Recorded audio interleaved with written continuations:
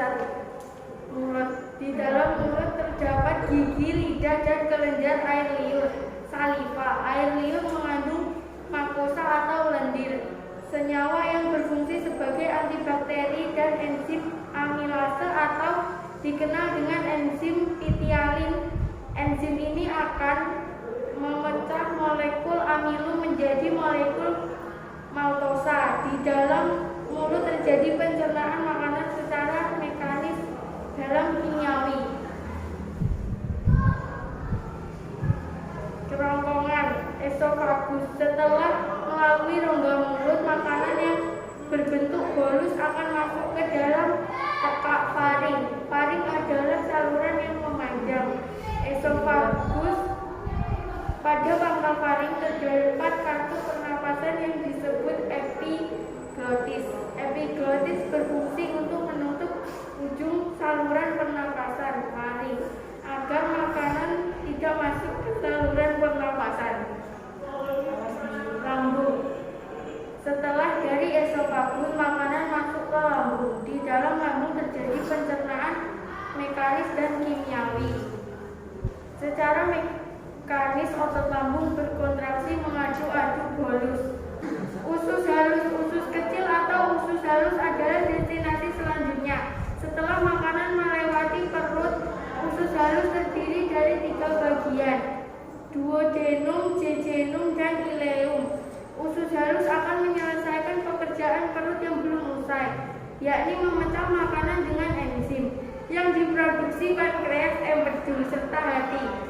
Usus besar. Usus besar kolon memiliki panjang 1 meter dan terdiri atas kolon ascendens naik, kolon transversum mendatar, dan kolon descendens menurun, dan berakhir pada anus.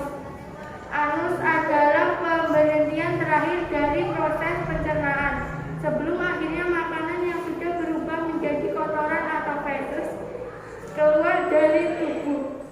Anus terdiri dari otot dasar, panggul, dan 2 sphincter, otot internal dan eksternal. Pencernaan tambahan hati. Hati merupakan kelenjar terbesar dalam tubuh, berada pada bagian rongga perut sebelah kanan di bawah diafragma. Hati berperan dalam proses detoksifikasi ketika dalam darah terkandung beberapa zat yang berbahaya dan bersifat racun. Maka hati akan menetralisir racun tersebut sehingga tidak berbahaya bagi tubuh. Kantong empedu. Kantong empedu merupakan organ yang berada di bawah hati. Kantong ini akan menyimpan getah empedu yang dihasilkan oleh hati.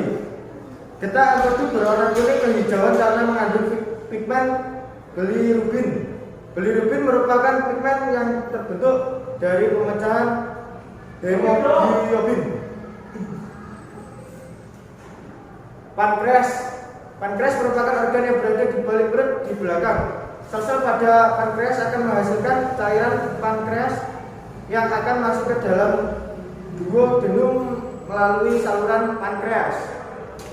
Getah pankreas mengandung sodium bikarbonat dan enzim pencernaan yang berperan dalam pemecahan karbohidrat, protein, dan lemak. Refleksi. Sistem pencernaan merupakan tempat di mana prosesnya kompleks pengolahan makanan menjadi nutrisi yang diserap tubuh terjadi. Sistem pencernaan manusia dimulai dari mulut dan berakhir di anus. Tanya jawab. Asam amino yang dapat dihasilkan oleh tubuh disebut asam amino non esensial.